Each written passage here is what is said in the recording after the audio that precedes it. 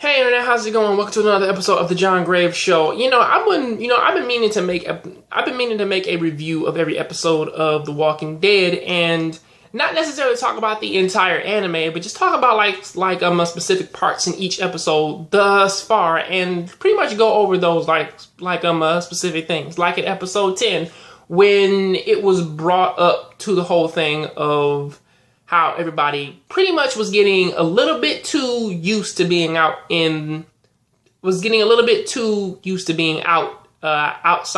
of civilization, and it was really starting to show as with them losing Tyrese, and then there's the whole thing of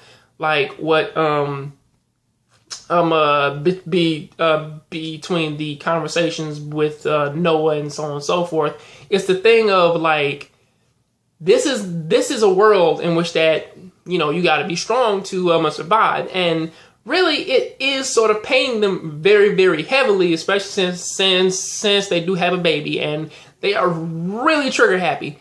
Especially since, at the end of this episode, it's a thing of they really, really, really gotta get back to a civilization. However, there was a good moment at the end of that episode when there was the burn moment, when everybody just got up and they tried their hardest to keep those doors closed. Pretty much showed how connected they were against this struggle, which is a bit symbolic.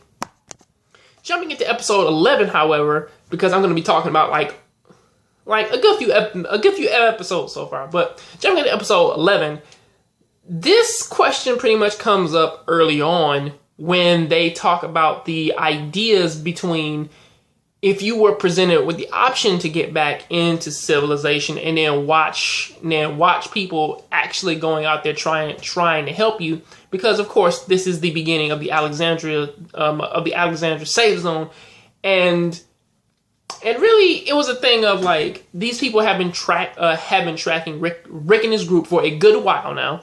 They left water in the road, they've left provisions and food, and they've been watching for him. And honestly, he even gave them a way of saying if I wanted to kill you all, I could have just set the barn on fire. I could have just killed you all. But really, it was a thing of somebody over here is trying to take a chance and actually look at them as good people who know full well what goes on out here. And they need people like that to say, look, here's how things work on the outside. Here's how people are. And here's what they will do. And that is pretty much the mentality of these people who want to recruit Rick's group. And I was looking at that and I'm well, it's a problem with that, because Rick's group are just like I said in the last episode, they have been out there for a little bit too long. They need to find a place in which that they're not always looking over their shoulders. They're not always trying to say okay, somebody's out to get me. I'm not trying to check. I'm not trying to check the next person who tries to come up and see me or pretty much or whatever. We just want a calm place to say that we can just stick together, enjoy our time, and just live. That's what we want. We just want to live our lives like it was normal civilization again.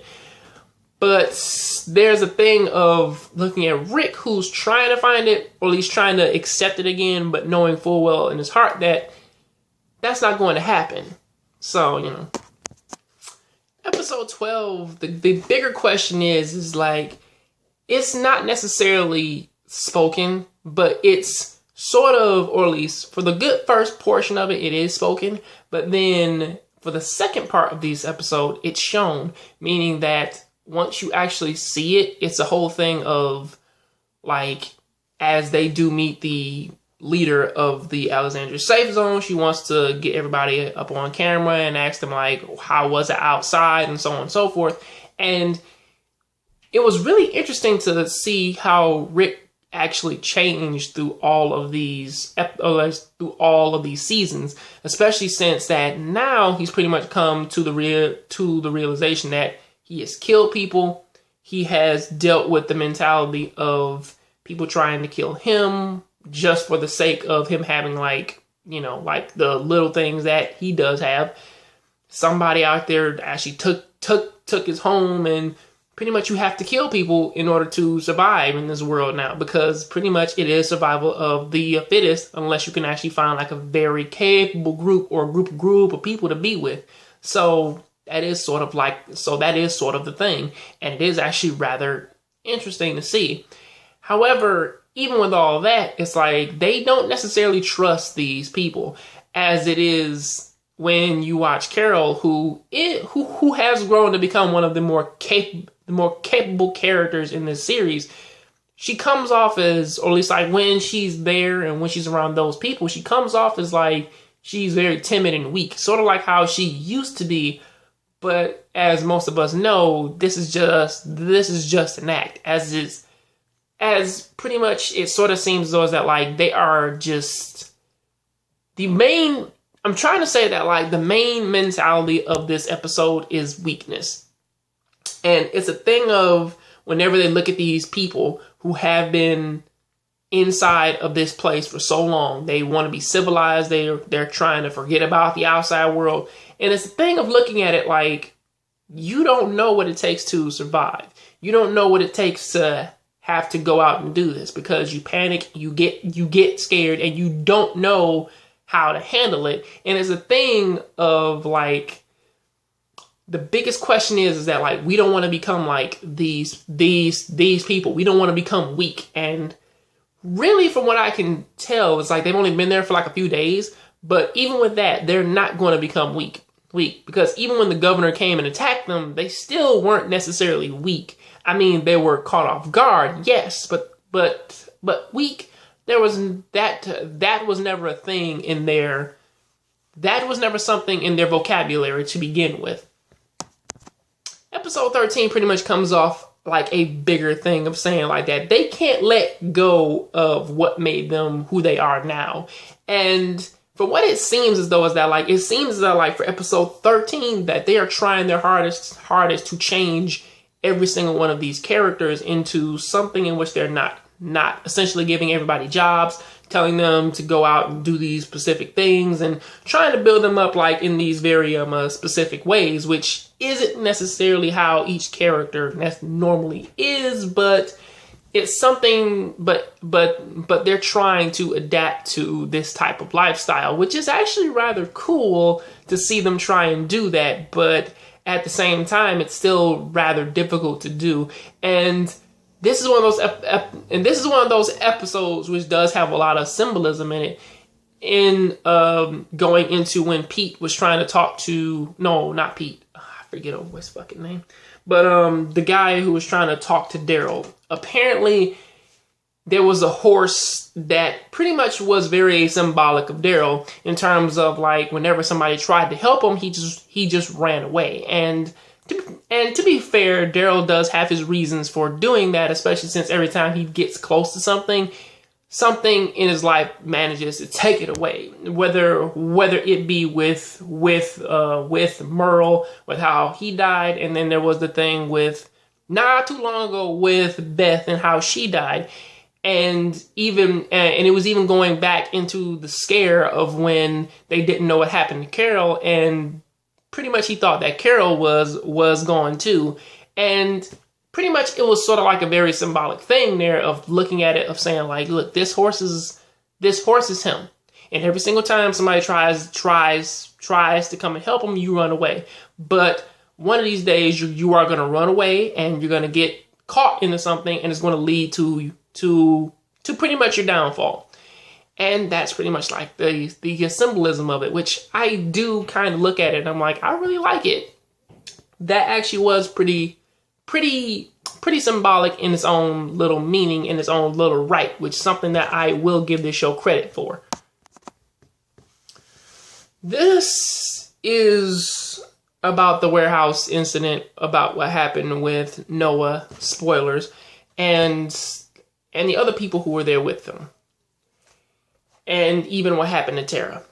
This is one of those episodes which from the last episode, Glenn got into it with one of the leader's sons. And pretty much he had to beat his ass and tell him like, look, it's like, look, man, don't be looking down on me because you say that you've done these runs before and you have a system.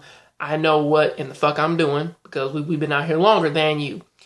And it turns into a whole thing of, and I will talk about this like with what happened in episode 15, is that the big part of what happened in this episode was, you know, as people seen it, is that a zombie came, they shot out the zombie who had, or at least like her son shot the zombie that had the grenades on him, blew up, he got impaled on the wall. Tara was heavily damaged, or at least like, you know, she got like a massive head trauma. And from that, what was it? Noah ended up getting eaten by one of the zombies, and the guy ran, and so on and so forth. And really, that's not only like the bigger part in this. There was also other parts showing off all other characters doing all these specific jobs and doing all these other things. And there's also like the whole looming thing of like zombies running around like with W's carved into their foreheads. And the major thing about this episode is that it really got to me because it seems as though that Noah was actually starting to get a story of his own, or at least getting an arc of his own, just to bring something to the table. But like even in his final moments, he still sort of came off as like somebody who was very capable, even with like his messed up leg, as he was actually trying to help, as he was helping Glenn out and everything else, which is actually pretty cool. I mean, like, I do look at Noah, and a lot of people look at him and they're like that leg of his is really a big liability. But as he's proven, that's not necessarily a liability. It's something to actually help him out in the long run. But really, the biggest part to me was that they didn't have to kill Noah the way they did. But if he did have to die that way, at least he died trying, like, actually protecting his friend and actually essentially sacrificing himself just so he could live, even though he told him to not let go. At the same time, he still gave Glenn the options to get out, essentially. But you also see this going on with Abraham when they get attacked at the dig site and everything else, or at least like what is going on with everybody else. And really, it is getting crazy. So that is what I gotta say about that. I know that this is very long. I'm talking about topics from 4 different episodes, so bear with me, please. I'll catch you next time.